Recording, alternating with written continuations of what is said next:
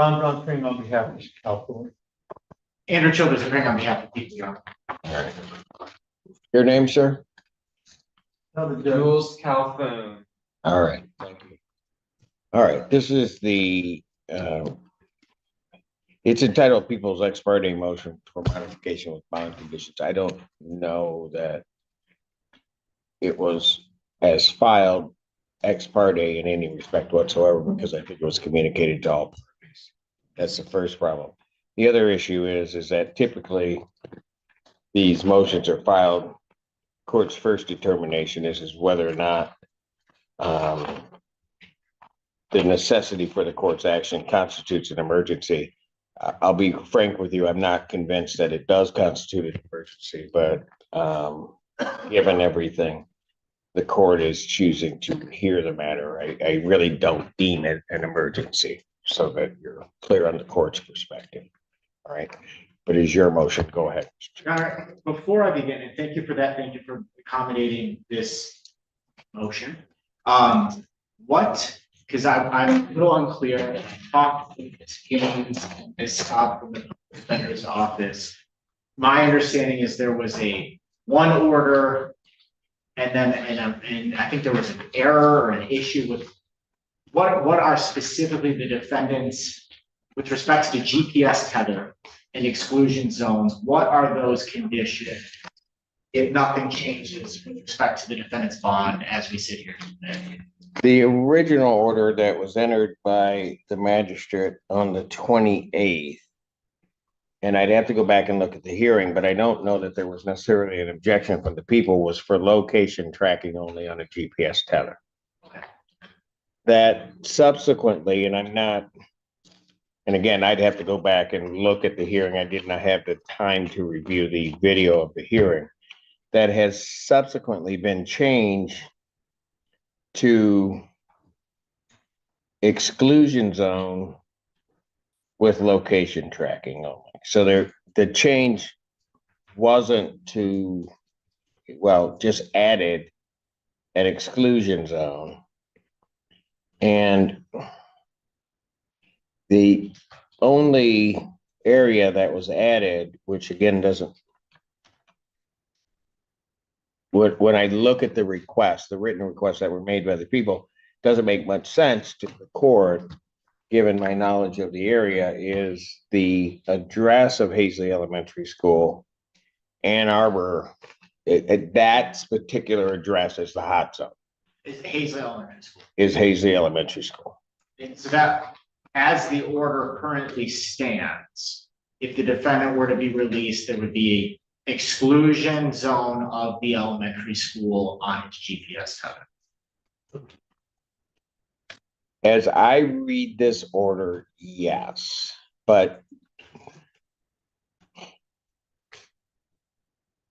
again, given my knowledge of the area, I have concerns about how this is written, because and I'll just lay it out to you. I mean, I'm one that is full disclosure. Hazley Elementary School is my elementary school. I know people didn't think it existed way back with the dinosaurs, but it did. There are 4 entrances to basically 4 access points to the Hazley School grounds that come off of different neighborhood streets into there. So listing just the address, I don't know, quite frankly, is specific enough to cover the area. I mean, for the most part, most of the people that, if they were walking there, would not enter necessarily off of Duncan Avenue. They just, so that's what I have. Okay, and thank you for that, Your Honor. I know, obviously, we were with each other less than 24 hours ago. We were. Court operates, and that's why I wanted, before we get into anything, I just wanted to make sure that my at least as correct as it could be. So the motion that was filed by my office last night is requesting a $2 million bond with the otherwise with a house arrest with GPS tether if release, and for him to not be within a mile of any school. That would be the request. The concern, my understanding, the concern that gave rise to this renewed request, because at the time of the arraignment, that was not the request of the people, was that the learning of the defendant's. Well, let me just stop you because I don't think that that's true. At the time of the arraignment, and this is something, quite frankly, that people are going to have to explain to this court. There was an original bond request sent for, in terms of its monetary amount, for the $250,000 cash surety. That was, as best I'm able to determine, sent on the 17th. Or shortly, the original one for the $250,000. Within 5 days, there was then a new bond form for the $2 million with some other added changes. I've, as best as I could on short notice, reviewed those. What I do not understand is, and just so I'm clear, so at the time of the defendant's arraignment, both of those were before the court, before the magistrate, both bond forms. This request for the $2 million was before the court at that time. What could not be explained, and I think something that's going to have to be explained by the prosecution, is why the request, particularly for the monetary amount, is changing. Because I don't see any basis as to why, in essence, almost an 8 to 10-fold request for an increase in those 5 days when there's nothing that happened. There's no indication of any other information that came to light that might justify that. Only response I can give to the court would be to rely upon the written meetings. I have no personal knowledge or information. Well, okay, and I get that, but isn't that important? I mean, I don't disagree with the court.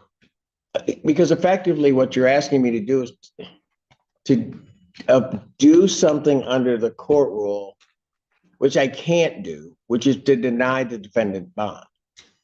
I mean, a $2 million bond will be effectively a denial of bond for this individual, from my understanding. I've had my mini tirade. You can go ahead. I understand the position of the court. As I stated, I'm relying upon the pleadings that have been filed. I think that at this point, I would move my discussion on, if the court's willing to an exploration of modification of the GPS tether.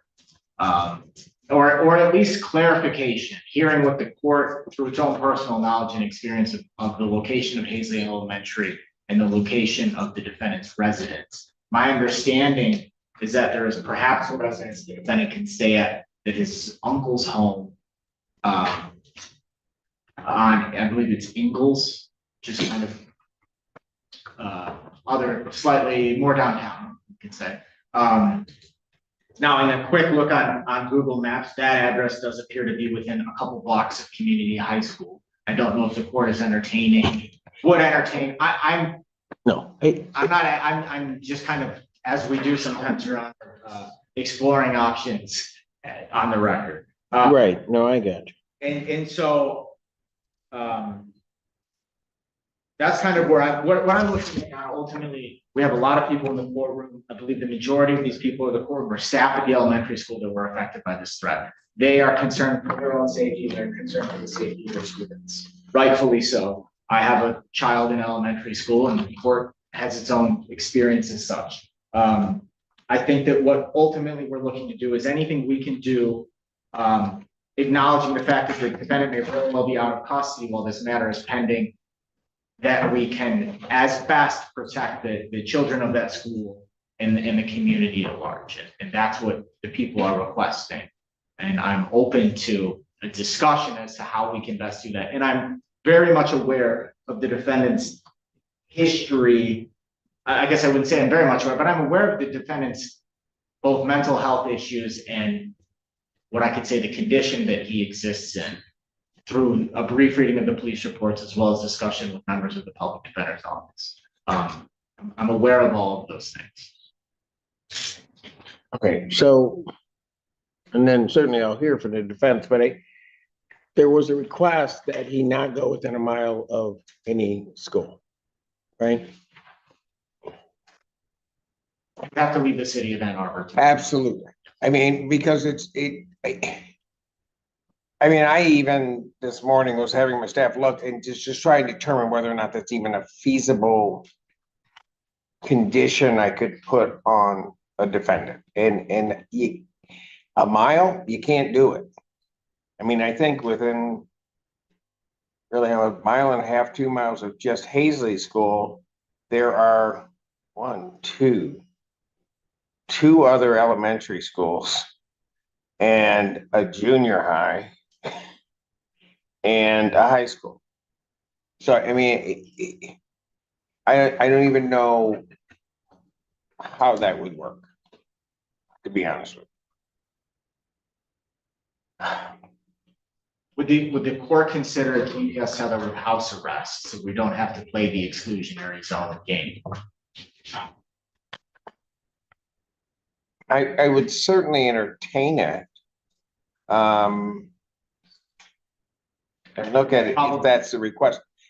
And Mr. Childers, I realize you're here and I always respect the arguments that you give and you always give good arguments to the court. I'm trying to figure out what specifically are the people asking the court to do? Because when I look at the motion, the request is really threefold. That the people want his bond increased to $2 million cash surety from the current $250,000 cash surety. They want him to remain under house arrest with a GPS tether if he's released, and that he can't go within 1 mile of a school. And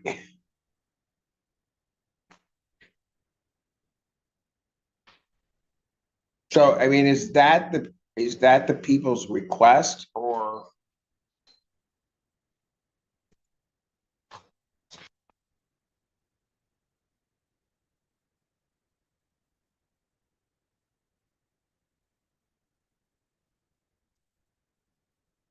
Be possible if we could take a brief break.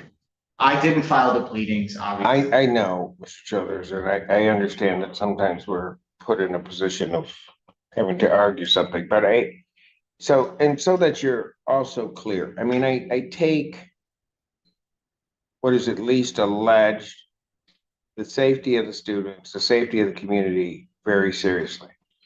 I can tell the people out there that people that have known me, I've been on the bench 25, 26 years. You can send me all the emails you want. That doesn't affect it. I'm going to issue my decision based upon how the law reads. So you can stop sending the emails because, quite frankly, they don't get to me until afterwards and they have no effect on me. I need to know what the people want, what the defense wants, and then I'm going to make the call. And there are going to be those that don't like it. There are going to be those that like it. But that is irrelevant to me in a lot of ways. I'm not here for a popularity contest. And I think there are some people that need to realize that in terms of what they file before this court. I don't play a popularity game. I do my job. I will give you a break. You can take the defendant back and we'll come back out and I'll hear from the people and the court stands in recess. All right. Court recalls case of the people versus Jules Calfon. Andrew Childers appearing on behalf of the people. Ron Brown appearing on behalf of my client. Sure.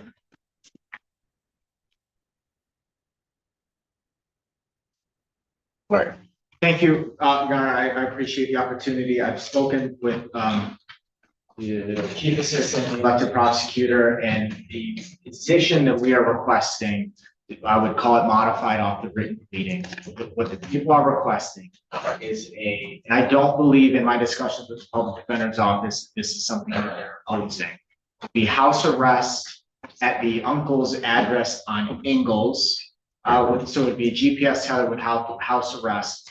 Commander Shipakasi from the jail has been or is currently in communication with the deputy chief at Ann Arbor Police and working with the uncle to have Ann Arbor Police go through the residence prior to the defendant being tethered there to ensure there are no weapons in that home. And I believe that we would allow the defendant has medical appointments at CMH and a doctor. We can figure out those details, but we would allow for release to verified medical appointments from the Ingalls Road address. Right. That's correct, Your Honor. We'll figure out the details and present an order to the court. Well, you'll figure out the details of the appointments. We have the appointments in the address. 2 at CMH and 1 with a Dr. Conley, whose office is at 3300 Washington Avenue right now. But are those regular appointments? So they're going to occur at a particular time or what? Through today, for the next week, we know of these appointments.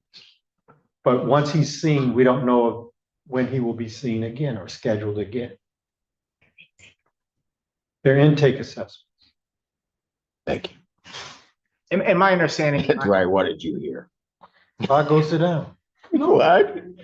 Oh, no, you're fine. I'm just saying. I knew somebody knew something more than most. Of course. Usually in my experience, if we allow for them to, there can be an aspect where the defendant is communicating with community corrections.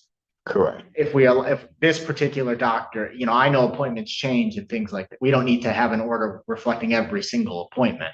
But the people we would have no problem provided they are verified with the defendant seeking the treatment at CMH and with his doctor. All right. So just so that I'm clear, the request for the increase in bond monetary amount is withdrawn. We're no longer making that request. The request for exclusion zones is not needed only because he'll be under house arrest. Right. All right. And then what did I say the other one was?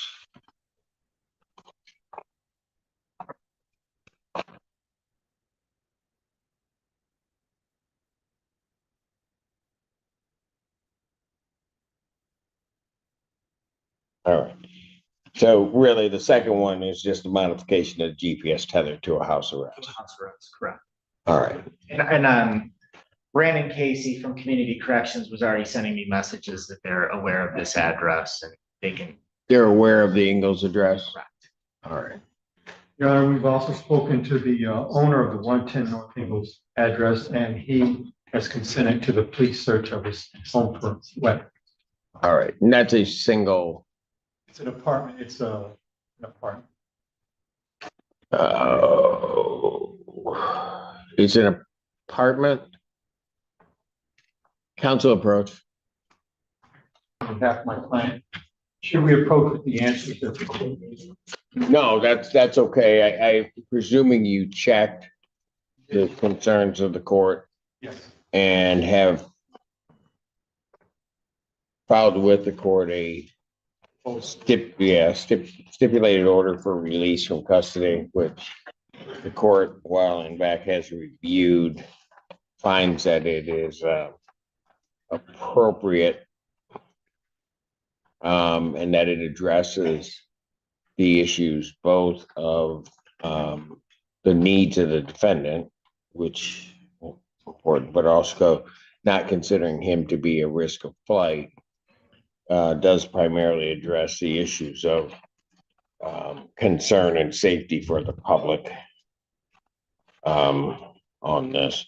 And I would note that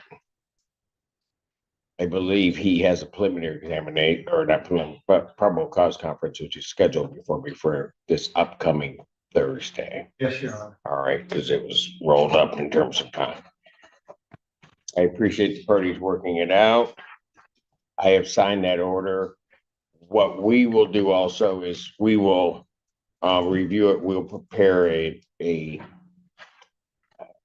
community corrections order so that everybody is straight regarding the GPS tether and exactly what's going to happen with that. Yes, Your Honor. All right. So the court's aware, my understanding is it may be happening as we speak, but Ann Arbor we're sending officers to meet the uncle at the address. To go to the address to make sure that there are no weapons, so that won't be a bar to the release.